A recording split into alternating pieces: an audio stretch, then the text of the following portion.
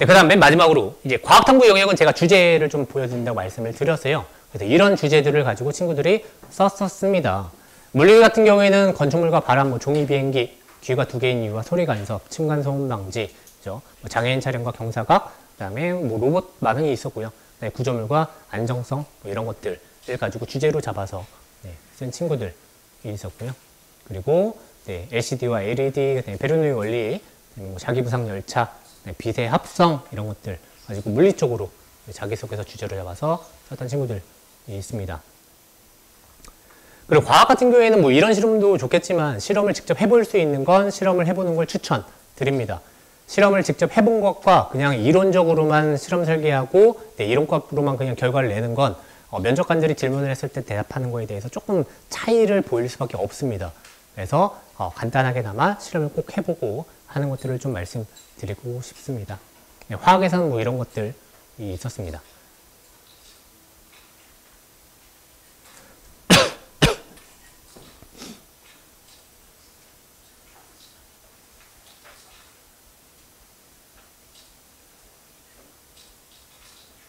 여기서 딱 보여서 기억이 나는데 분자요리가 뭔지 아시나요?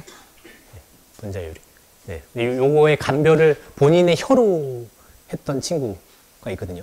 네, 그래서 떨어진 친구가 있었습니다. 네, 그 본인의 입맛을 가지고 하면 안 되겠죠? 예를 들면 뭐 이런 거잖아요. 선풍기를 내 손에 들고 내가 쐈을 때 바람이 시원하다 안 시원하다를 그죠? 내 피부로 측정했다 이런 건 안 되는 거니까. 생물 분야에서는 뭐 이런 것들이 있었습니다. 그죠? 요것도 기억이 납니다. 카페인과 심장박동. 네. 이 카페인 음료를 학생이니까, 그죠? 이렇게 커피 우유를 가지고 실험을 했던 겁니다. 그래서 커피 우유 종류별로 사다 놓고 본인이 마시면서 그렇게 실험을 했었습니다. 네. 그죠? 그 다음에 지구과학. 그죠? 아까 말씀드렸던 이 블랙홀. 네, 선생님마다 뭐 의견이 좀 갈리기는 합니다. 중학생들이 이해할 수 있는 수준까지 쓰면 어떻겠냐, 그것도 의미가 있지 않겠냐. 네, 그러기에는 블랙홀이 그죠? 네, 뭐, 낮게는 뭐 도저히 뭐 할 수 있는 부분들이 별로 없기 때문에. 네. 그래서 아까 말씀드린 수학 친구 해석학처럼 그죠? 할 수 있는 것들이 어쨌든 능력화해서 뭔가 보여줄 수 있으면 상관이 없는데 블랙홀 같은 건 좀 안 되기는 하겠죠. 자, 그 다음에 맨 마지막으로 이제 다음 주부터 첫 회는 대면이고 그 다음부터 온라인으로 진행하는 자기소개서 첨삭 프로그램이 따로 진행이 됩니다. 제가 알기로 15명 마감인데 아까 들어오기 전까지는 11명 정도가 지금 신청된 상태입니다. 그 이상 15명 이상이 되면 첨삭을 도저히 받을 수가 없기 때문에 선착순으로 어쨌든 받고는 있습니다. 그래서 진행이 정 안 되면 한번 신청을 하셔서 도움을 받아보셔도 괜찮을 것 같습니다. 그래서 다음 주에 만약에 친구들이 오게 되면 주제는 좀 생각을 한 번쯤 하고 오는 게 훨씬 더 편하긴 합니다. 그래서 그 주제가 좀 타당한지 아니면 전개를 어떻게 나갈 건지 이런 것들에 대한 걸 얼굴을 보면서 얘기하는 게 훨씬 낫기 때문에 전화통화하는 것보다. 그래서 대면으로 진행하는 부분이고요. 그 다음부터는 이메일이나 카톡, 그다음에 선생님에 따라서는 구글 이용해가지고 뭐 그렇게 활용하시는 선생님도 좀 계십니다. 그래서 그 다음부터는 그냥 온라인이다 생각을 하시면 되고요. 애가 청 안 돼. 그러면 다시 불러서 진행할 수밖에 없습니다. 불러다가 때리면서 해야 되기 때문에 그래서 오프라인으로 진행될 수 있다라는 좀 말씀을 드리고요. 회차는 3회차라고 저희가 명시해 놨는데요. 이건 의미는 없습니다. 제가 작년까지도 잘하는 학생은 그냥 1회차 만에 끝난 친구도 있었습니다. 워낙 뭐 잘 쓰고 점검 정도만 해주면 됐기 때문에. 그리고 진짜 못 쓰는 친구들은 수십 번 왔다 가면서 그렇게 수정을 한 친구들도 있었고요. 그래서 회차로 뭐 이렇게 첨삭을 하는 건 아니고요. 그냥 친구가 자기소개서를 완성할 수 있을 때까지 선생님들이 좀 해주신다라고 생각을 하시면 되는데, 이 학생, 그죠? 왔더니 제가 여기에 왜 왔을까요? 라고 물어보는 학생은 신청을 안 하는 게 훨씬 더 좋습니다. 그래서 본인이 뭘 해야 되는지를 알고 도움을 받고자 하는 학생들이 오면 좋을 것 같습니다. 수학 주제에 대해서 다시 한번 말씀을 드리면요. 너무 막연하게 생각하지 마세요. 삼각형의 넓이 가지고 주제를 잡아서 쓴 친구들도 많았고요. 뭐 경우의 수를 세다가 뭐 복권 확률을 구하다가 뭐 되게 많습니다. 매년 나오는 주제 중에 하나는 몬티올. 문 뒤에 차가 있고 꽝 2개가 있을 때 하나를 골랐을 때 뭐 진행자가 문 하나 열어줄 테니까 너 바꿀래 안 바꿀래 뭐 이런 것들 확률 계산하는 거, 그것도 상당수 많습니다. 그죠? 그 다음에 딜레마 붙은 네, 뭐 꽤 많죠. 뭐뭐뭐의 딜레마 이런 것들, 그죠? 그런 것도 논증으로 해가지고 한 친구도 있고요. 그 다음에 아킬 갑자기 기억이 안 나는데 왜 그거 있잖아요. 뭐, 누구와 토끼였나? 네, 달리기를 하는데 얘가 간 것만큼의 절반씩을 계속 쫓아가가지고 절대 따라잡을 수 없다? 네, 그 내용도 상당수 많습니다. 그래서 극한까지 끌고 가가지고 쓰는 친구들도 있고요. 네, 그러니까 너무 막연하게 생각하지 마시고요. 주제가 정 없다 그러면 매년 책 파는 것 같아서 좀 그렇긴 한데 되게 유치한 책입니다. 네, 중학교 3학년이 보기에는 내용도 되게 얇게 겉핥기식으로 소개가 되어 있는 책인데 이게 시리즈가 88권입니다.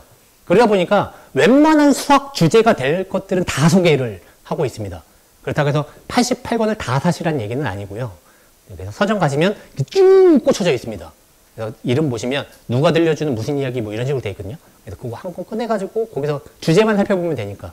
네, 그래서 한 두세 시간 잡고서 서점 가가지고 네, 주제를 거기서 찾아도 괜찮을 것 같습니다. 여기 써 있네요. 그죠? 아이들 눈높이에 맞춘. 그래서 요거는 거짓말입니다. 심화까지는 아니고 기초에 대한 내용들이 들어가 있습니다. 그러니까 가볍게 읽고 거기서 주제를 딱 몇 개 픽해온 다음에 집에 와서 인터넷 검색, 국회도서관 검색 하시면서 네, 주제를 좀 더 찾아보시면 괜찮을 것 같습니다. 그 다음에 이게 그 책입니다. 시리즈로 되는 거. 이건 27번째 책이 되겠죠. 네, 어쨌든 그리고 과학도 있습니다. 네, 그래서 누가 들려주는 과학 이야기 이렇게도 있으니까 네, 서점 가셔서 한번 보시면 되게 좋을 것 같고요. 그다음에 수학동화, 과학동화 저는 되게 추천합니다.